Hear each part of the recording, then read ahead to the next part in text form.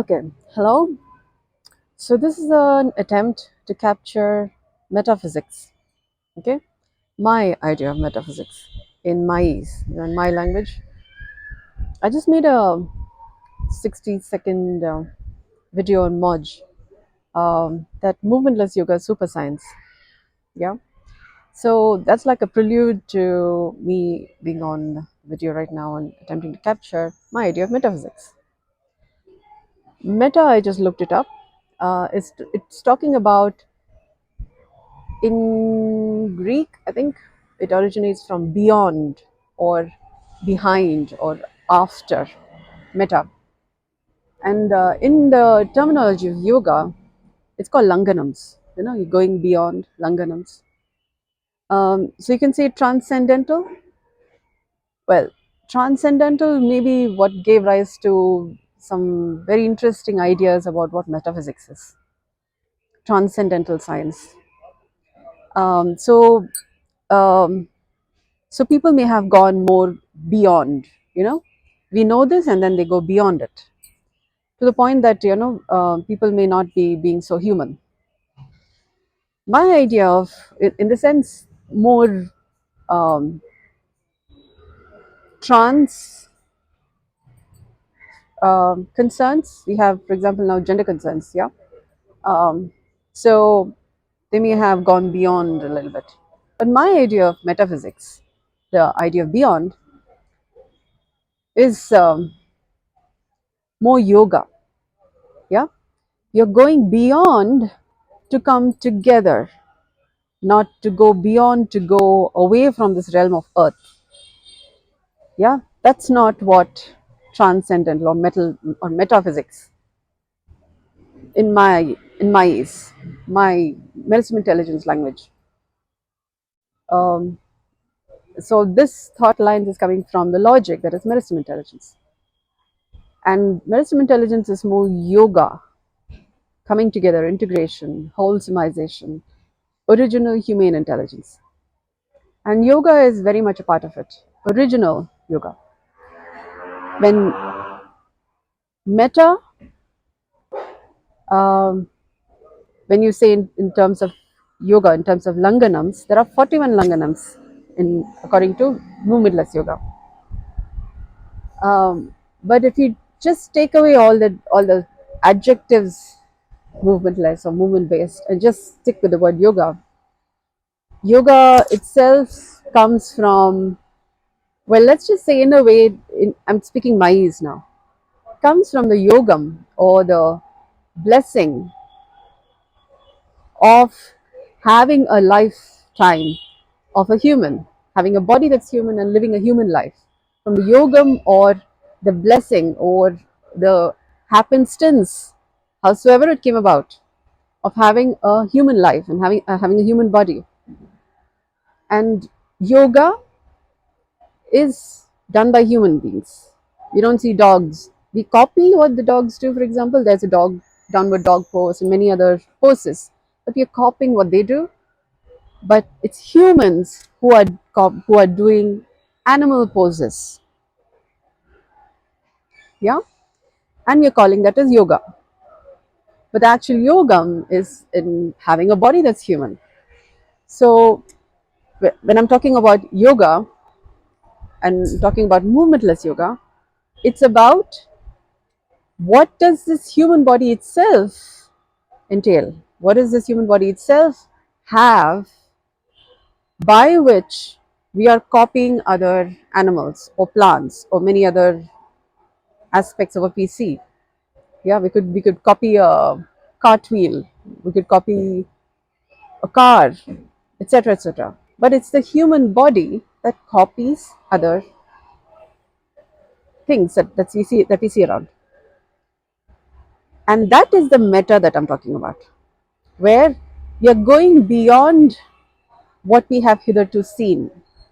For example, um, we are talking in terms of spirituality, godly states and many other quantum experiences and all of that. But we may not be able to feel our own heartbeat. Yeah, so we may have gone so beyond our body, that we are also jumping out of our skin, yeah, with the astral projections and the stuff. So the meta here is coming into the skin, yeah. We are going beyond our hitherto known experiences, or what we have known as the self, yeah. We take selfies and those kinds of things, but we don't really know the self. Like, there's myself, yourself, their self. When I say myself, when I say myself here, I don't mean something out there, I mean something here. Myself, yourself. When I say yourself, I'm referring to something in your body, that has a reference in your body, not outside your body. And when we talk about self improvement, we're not talking about something out there getting improved, but here inside getting improved. So the meta here is about coming home to a self, and the self which is inside the skin of a body. Okay? And the physics that is there from seeing life from within the body, for example, seeing the phenomenon of the sun and the moon and seasons and people around, different things that's there outside, as different movements of physics, chemistry, mathematics, biology. And I'm seeing that from within my body of what I see outside. So the my body as a singularity, and then all the many things, many people out there. I'm part of many people who have a body that's human, and that makes the plural. Yeah, I may be talking obvious, but I'm not talking the obvious, because I'm talking metaphysics here. As we have known metaphysics as transcendental, here it is going beyond what we have hitherto known or seen as physics. As what is physics, what is mathematics, what is biology, what is chemistry, what is meta, what is transcendence. We're going beyond what we have hitherto seen as what they mean. Okay? So I began by healing myself, but basically, um, how I did that is by coming more home to my own tissues, my own body, my own um, circadian rhythms. For example, my heartbeat, my lungs beat at there are certain rhythms by which my respiratory rhythm is, pulse. So there are many rhythms, and so physics is also from the movement of my own body as a physical object. As a physician, when you say a physician, we may have many ideas about what that means, but in my language, it is the physics of the biology that's a body, which also has a certain mathematics and chemistry, and it is all pure science, because it better be pure, because otherwise we'll be talking chemistry and physics and mathematics and biology, and then we don't know which is physics, which is mathematics, biology, or chemistry, which is often, well, which may be giving rise to very interesting discussions. For example, in terms of religion, when we talk about religion, we talk about energy, force, and when you talk to a scientist, they are talking about energy and force is different. So there's very interesting dialogues here between words. So in some sense, our biology is getting mixed with physics, is getting mixed with mathematics and chemistry, and we have a interesting set of vocabulary and lexicology. Yeah, maybe using not the right words there. So, but you have an idea of what I'm alluding to. So this is something which I'm attempting to do through my use of words. I'm attempting to bring your attention to something through the use of my words. So if you're going to get stuck with the words that I'm using, you're not quite paying attention to what is it I'm pointing to. Okay. So that would be a small, hopefully, I can't really say icebreaker, but more an eggshell breaker. Yeah. You have hitherto seen something as something, and then I'm saying it's other than what you're familiar with. Words that you're familiar with may not be what they only mean. Yeah.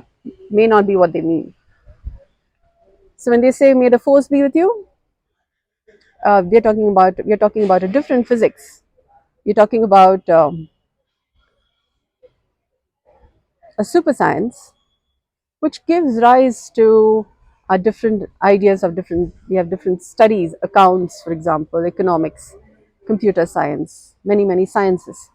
But they are, each field of science is attempting to reach the ideal which at some point they came to a muse of. For example, there's a muse of perfect accounts, which they may be calling as destiny's wheel. The karma as an accountant who always keeps perfect balance, perfect score off. And then we have the field of accounts, for example, managing our different banks and different numbers.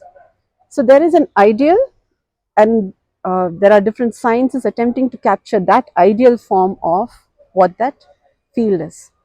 So I'm talking about that original field. Yeah.